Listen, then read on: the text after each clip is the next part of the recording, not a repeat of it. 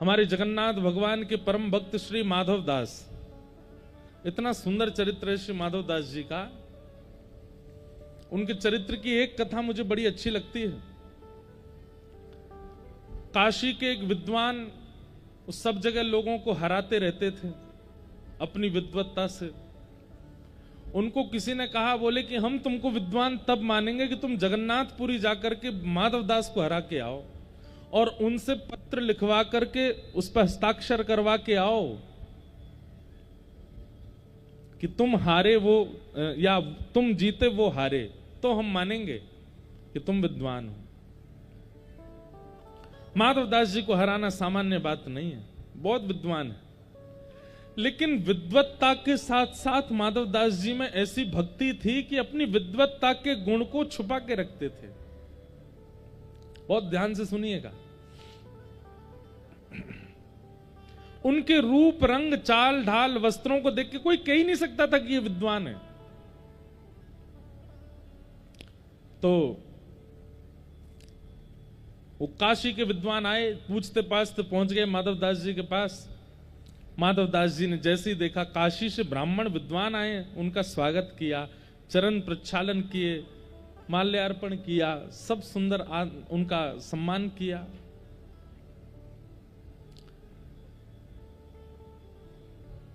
माधव दास जी बोले, आपका आगमन कैसे हुआ? बोले, हम तुमसे शास्त्रार्थ करने आए हैं और शास्त्रार्थ में तुम जब हमसे हार जाओगे, पहले ही मान चुके हैं कि माधव दास हारेगा।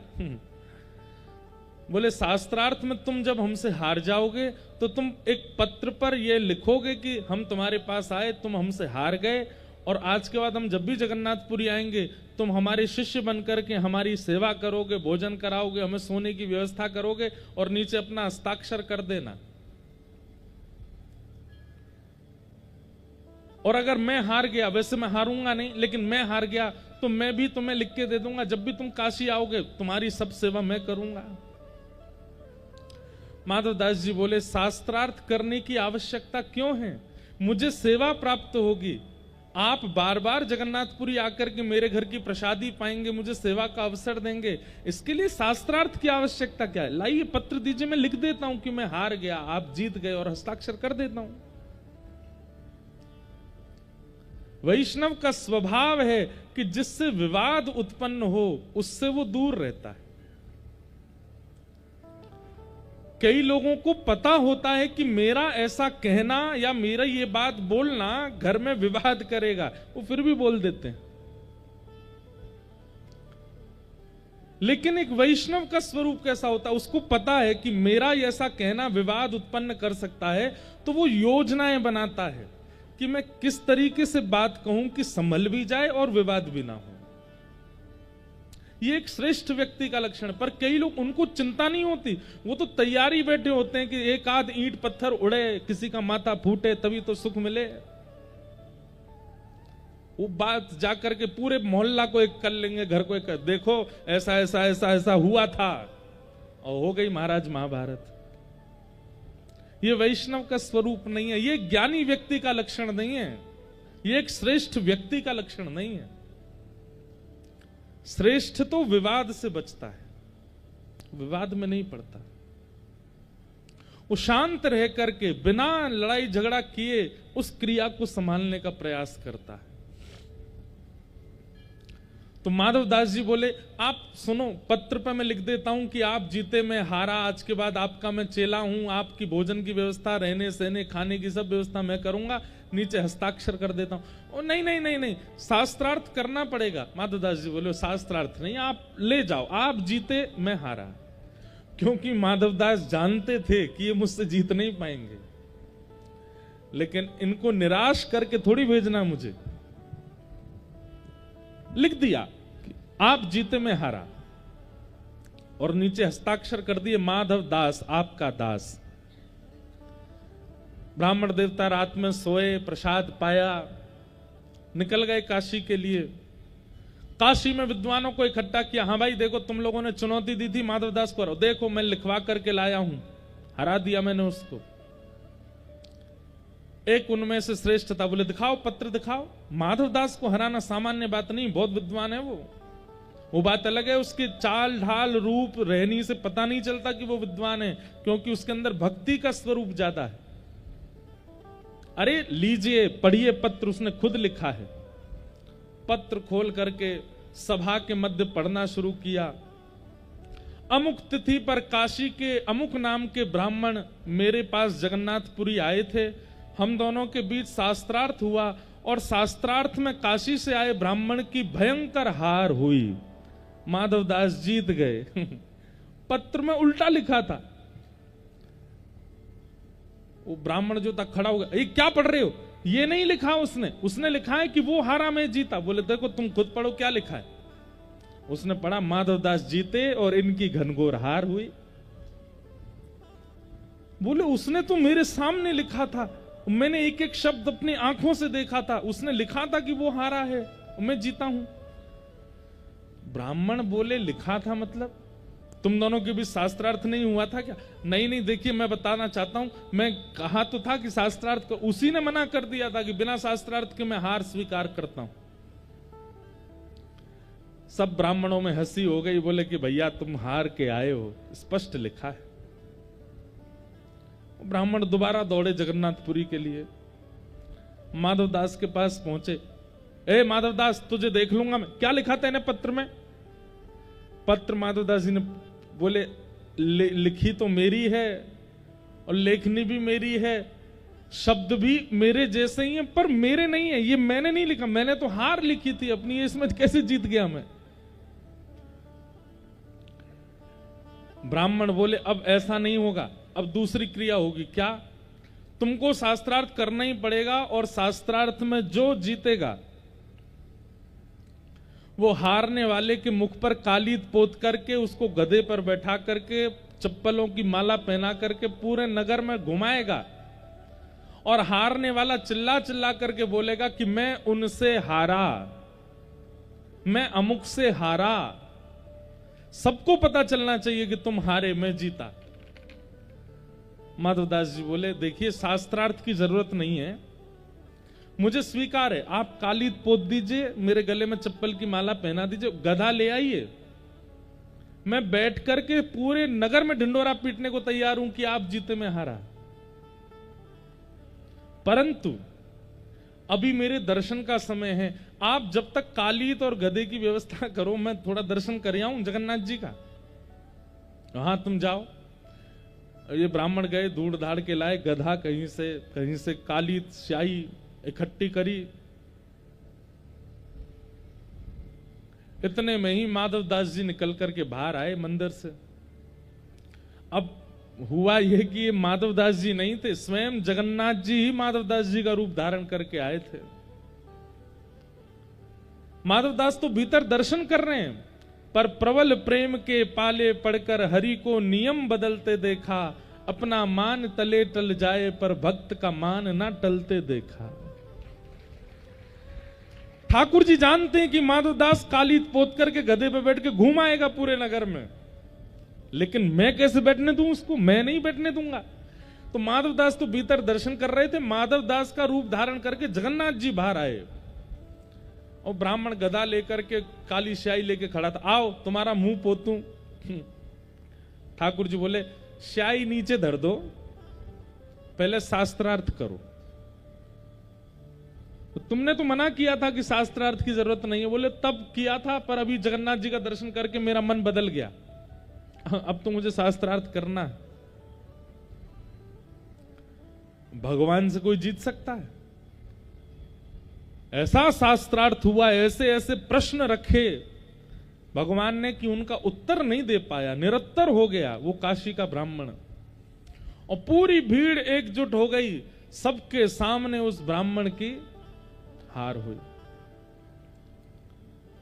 हार होने के बाद ठाकुर जी बोले इधर आओ, स्याही पोते तुम्हारे।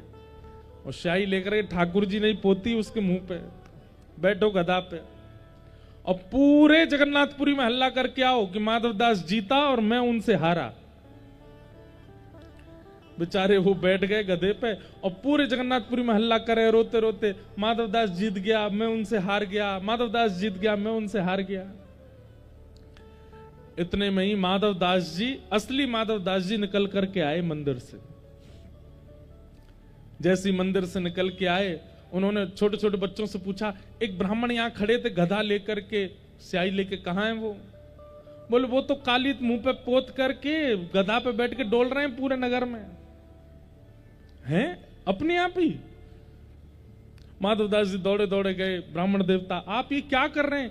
आप क्यों चढ़ गए गधे पे? आपने क्यों अपने मुंह पे पोत ली स्याही? आप नीचे उतरिए, ये अधिकार आपका नहीं है, अभी पहुंचिए अपना मुख। ब्राह्मण चरणों में, नहीं नहीं नहीं माधवदास जी, मैंने अपनी हार स्वीकार कर ली। अब आप ये क्यों स्वीकार की? मैंने तो कुछ कहा ही नहीं आपको, क्यों स्वीकार कर ली? अरे भैया, तुमने जो प्रश्न किए और मेरे प्रश्नों का जो उत्तर तुमने शास्त्रार्थ में दिया, मैं तो तुमको गुरु मान चुका हूं। लिपट गए चरणों से। माधवदास बोले शास्त्रार्थ हुआ कब? समझ गए। दौड़ करके माधवदास जगन्नाथ जी के पास गए और जाके ठाकुर जी से लड़ने लगे, नाथ ये आपने क्या किया? बेचारे एक ब्राह्मण आए थे, केवल उनको जीत की भूख थी। वो केवल अपने जीवन में एक चीज कमाना चाहते हैं कि उनसे सब हार गए। मैं देने को तैयार था अपनी हार, आपने क्यों नहीं देने दिया? महाप्रभु जगन्नाथ जी बोल पड़े, बोले दुनिया का कोई और व्यक्ति देता तो मुझे कोई असर नहीं पड़ता, पर मेरा भक्त क्यों किसी से हारे, और मेरे रहते हुए कैसे हार सकता है? मैं ये नहीं देखूंगा। अरे तुम सामान्य ब्राह्मण होते, विद्वान होते, अपनी हार स्वीकार कर लेते, मुझे प्रसन्नता होती, लेकिन भक्त तो मेरा है, मैं कैसे उसे हारता देख सकता हूं?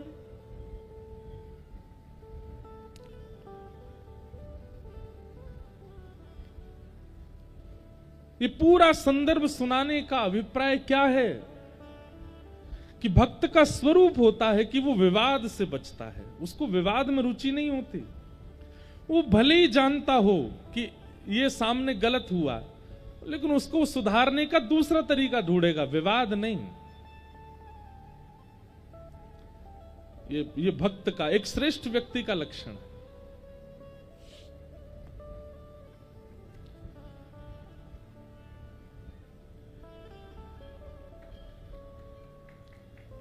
बड़ी देर में समझ आई भैया। अरे ये तो वही बाबा हैं।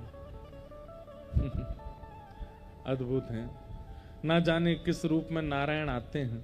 हमें तो लगता है ये महादेव ही आते होंगे। कभी यहां ताली बजाते हैं, आज वहां बजा रहे हैं।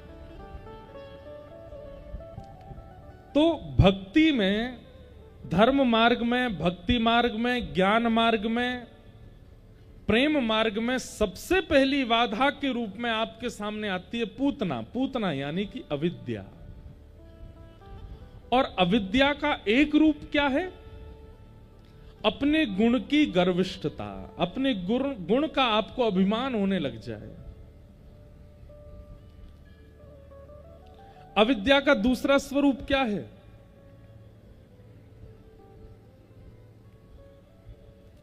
अविद्या का दूसरा स्वरूप है कि अपनी क्रिया करते करते अन्य क्रिया के प्रति आकर्षण होना, लेकिन समाज को दिखाने के लिए केवल उस क्रिया को करना। मतलब आप भीतर से चाहते तो कुछ हो रहे हैं, पर दुनिया को अच्छा लगता है इसलिए उस क्रिया को कर रहे हैं जो दुनिया को भाए, भीतर से कुछ और है। ये भी पूतना का स्वरूप है।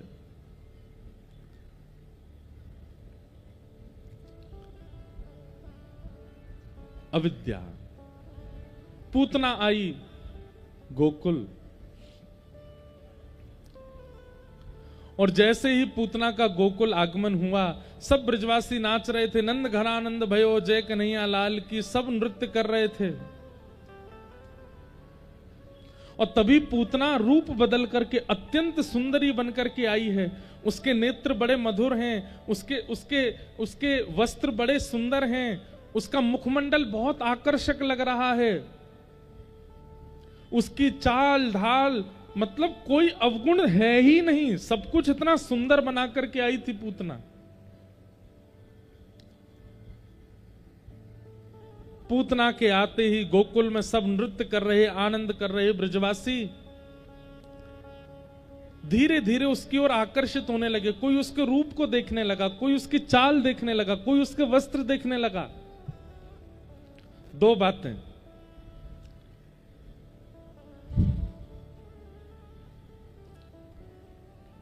आप जैसे हैं वैसे अगर ठाकुर जी के सामने प्रस्तुत नहीं होते हैं, बदल करके जाते हैं स्वयं को, तो ये पूतना है। पूतना राक्षसी है, पूतना कुरूपणी है। पूतना के अंदर अवगुण भरे पड़े हैं, लेकिन ठाकुर जी के सन्मुख जाने के लिए अत्यंत गुणमयी बनकर के आई है। रूप भी सुंदर बना के आई है, स्वभाव भी सुंदर बना करके आई है, सब कुछ सुंदरता में भर करके आई है। ये पूतना का लक्षण है। हम हैं तो क्रोधी, हम हैं तो लोभी, हम हैं तो ईर्ष्यालु, हम हैं तो अनेक अनेक दोषों से युक्त, लेकिन समाज में अपना प्रभाव डालने के लिए इतना लेपापीती करके चलते हैं कि किसी को पता ही ना चले हम हैं कैसे। ये पूतना का गुण है। ठीक है, संसार के लिए कहीं ना कहीं आप अपने अवगुणों को छुपाइए, लेकिन हमारी प्रार्थना है जब कथा सुनने आते हैं, जब नर्मदा जी स्नान करने जाते हैं, जब ठाकुर जी का दर्शन करने जाते हैं, जब अपने गुरु के समीप जाते हैं, तो अपने अवगुणों को छुपा करके मत जाइए। हे नर्मदा मैया, आजकल मुझ में बहुत दोष उत्पन्न हो गए, आप कृपा करो। आप दोष कहकर के नर्मदा जी के समीप जाएंगे और जाकर के स्नान करेंगे, हमारी बात को आप स्पष्ट रूप से मान लीजिएगा। आपका वह दोष कुछ हद तक पूर्ण रूपेण नष्ट हो जाए, ये तो भगवत कृपा, पर कुछ हद तक पहले से कम हो जाएगा। आप कथा सुनने आते हैं, दोष अपना कह करके, हे भागवत भगवान मुझ में ये दोष है, मैं बच्चों पर बहुत नाराज हो जाता हूं, मैं पत्नी से बहुत लड़ता हूं, बेवजह की बातों पर मुझे क्रोध आने लगता है, हे भागवत जी कृपा करो। आप अनुभव कीजिएगा, सप्ताह कथा के भीतर भीतर ऐसी प्रवृत्ति आपकी हो जाएगी कि जिन दोषों में आप 7 दिन पहले थे उसमें रहेंगे नहीं फिर दोबारा। वो दोष आपका बदलने लग जाएगा, परिवर्तित होने लगेगा। भाई, वैद्य के पास यदि अपनी अवगुण छुपा करके जाओगे, अपने पीड़ा छुपा करके जाओगे, अब जैसे आपको घुटने में भी दर्द होता है, कमर में भी दर्द होता है, छाती में भी दर्द होता है, डॉक्टर के पास जाकर के आप सब बताते हो। अगर डॉक्टर से केवल कहेंगे हमारी छाती में दर्द होता है, घुटने और कमर का नहीं बताओगे, तो वो पीड़ा कभी दूर होगी? कभी दूर नहीं होगी। ठाकुर जी के सन्मुख तो अपने अवगुणों का प्रस्तुतिकरण करो कि हे नाथ, कौन कुटिल खल कामी मौसम, कौन कुटिल खल कामी मौसम, कौन कुटिल खल कामी मौसम, कौन कुटिल खल कामी मौसम, जो तन दियो ताहि बिसराया, जो तन दियो ताहि बिसराया, जो तन दियो ताहि बिसराया, जो तन दियो ताहि बिसराया। सूरदास जी का पद है, ऐसो नमक हरामी, ऐसो नमक हरामी, मौसम कौन कुटिल खल कामी, मौसम कौन कुटिल खल कामी, मौसम कौन कुटिल खल कामी, मौसम कौन कुटिल खल कामी। भरी भरी उदर विषय को धार्यो, भरी भरी उदर विषय को धारो, भरी भरी उदर विषय को धारो, भरी भरी उदर विषय को धारो। हाँ जैसे सुकर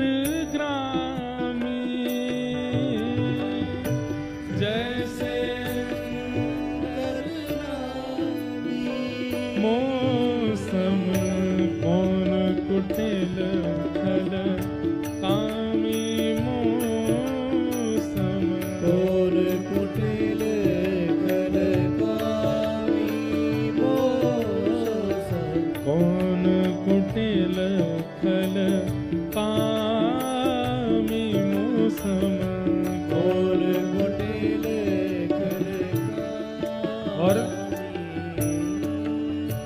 पापी कौन बड़ो है मोते, पापी कौन बड़ो है मोते, पापी कौन बड़ो है मोते, पापी कौन बड़ो है मोते। सब पति तन को स्वामी, मैं तो सब पति तन को स्वामी, सब पति तन को स्वामी, मैं तो सब पति तन को स्वामी। हे सूर पतित को ठौर कहाँ है, सूर पतित को ठौर कहाँ है, सूर पतित को ठौर कहाँ है, सूर पतित को ठौर कहाँ है। ओ सुनिए श्रीपति स्वामी, सुनिए श्रीपति स्वामी, मौसम कौन कुटिल खल कामी, मौसम कौन कुटिल खल कामी, मौसम कौन कुटिल खल कामी, मौसम कौन कुटिल खल कामी, मौसम कौन कुटिल खल कामी, मौसम कौन कुटिल खल कामी। ये शब्द किसी सामान्य व्यक्ति के नहीं है, सूरदास जी कह रहे हैं, जिनको बिना नेत्रों के ठाकुर जी दिखते हैं, वो कह रहे हैं कि कौन कुटिल खल कामी मौसम। जो निरंतर भगवत स्मरण में रहते हैं वो कह रहे हैं कौन कुटिल खल कामी मौसम। हम आप सब लोग कभी कहते हैं ना, हम तो कहते हैं हमारे जैसा कौन तपस्वी, हमारे जैसा कौन भक्त, हमारे